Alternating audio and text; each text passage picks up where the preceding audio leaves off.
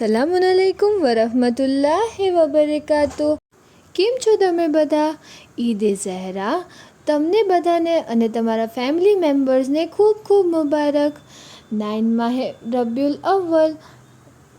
આ તારીખમાં હિસ્ટ્રીમાં એક ખાસ મુકામ આપવામાં આવ્યું છે અને આ દિવસ ખુશીનો દિવસ છે.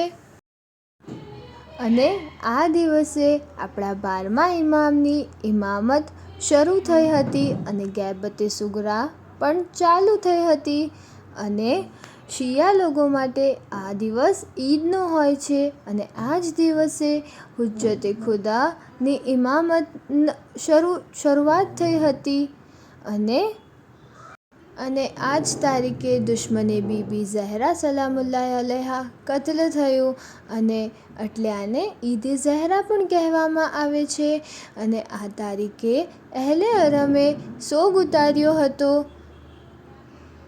આ દિવસ રસૂલે ખુદાએ ઈદનો દિવસ મુકર્રર કર્યો છે અને લોકોને હુક્મ આપ્યો છે કે તેઓ આને ઈદનો દિવસ મનાવે. હવે આપણે જોઈએ આપણે ઈદ ઝહરાના દિવસે શું કરવાનું છે.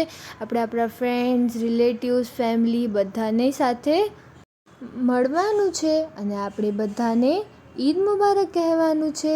આ દિવસ અહલે બૈત, અંબિયા, ફરિશ્તાઓ, ઇમામ અલીના ચાહનારો માટે ખુશીનો દિવસ છે.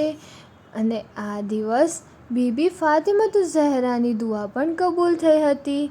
અને આ એક ખુશીનો દિવસ છે. ઇમામ હસન અસ્કરી અલૈહિસ્સલામથી રિવાયત છે અહલે બૈતની નઝદીક 9th રબીઉલ અવ્વલ સૌથી વધારે બાઅઝમત છે. અને હવે આપણે જોઈએ આપણે આ દિવસે શું કરવાનું છે. તો આપણે જ્યાદાથી જ્યાદા અહલે બૈતના દુશ્મનો ઉપર નફરીન કરવાની છે, લાનત કરવાની છે. અને આ દિવસે એક દુઆ પણ પઢવાની છે, દુઆએ સદમે કુરૈશ. એમાં આપણે અહલે બૈતના દુશ્મનો ઉપર નફરીન કરીએ છીએ, લાનત કરીએ છીએ. ઇમામ અલી અલૈહિસ્સલામે ફરમાવ્યું એ દિવસ ઈદનો છે જે દિવસ આપણાથી કોઈ પણ ગુનાહ ના થયું હોય.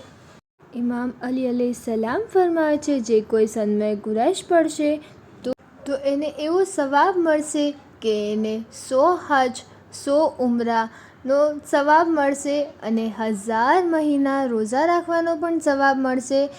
એ બધું આ સદમે કુરૈશ આ દુઆ પડવાથી. અલ્લાહ આપણને તૌફીક આપે કે આપણે આ દુઆ પઢી શકીએ. ઓકે, હવે આપણે જોઈએ કે આપણે ઈદ ઝહરાના દિવસે શું કરવાનું છે. ગુસ્લ કરવાનું છે, ફાઇન ન્યૂ ક્લોથ્સ પહેરવાના છે, આપણે સદમે કુરૈશ પડવાની છે, વધારે ને વધારે સદકો દેવાનો છે. આ દિવસે આપણે એકબીજાને ગળે લાગવું જોઈએ, દુઆએ નુતબા પડવાની છે, સિલે રહેમ કરવાનું છે ફ્રેન્ડ્સ સાથે, રિલેટિવ્સ સાથે, અલ્લાહનો શુક્ર કરવાનો છે અને વધારે ને વધારે લાનતની તસબીહ કરવાની છે. ઓકે, અલ્લાહ આપણા બધાની તૌફીકાતમાં ઇઝાફો કરે. ઇલાહી આમીન. હું આશા કરું છું તમને લોકોને આ દર્સમાં મજા આવી હશે ને તમે લોકોએ કંઈક નવું શીખ્યું હશે. જઝાક અલ્લાહ. ખુદા હાફિઝ.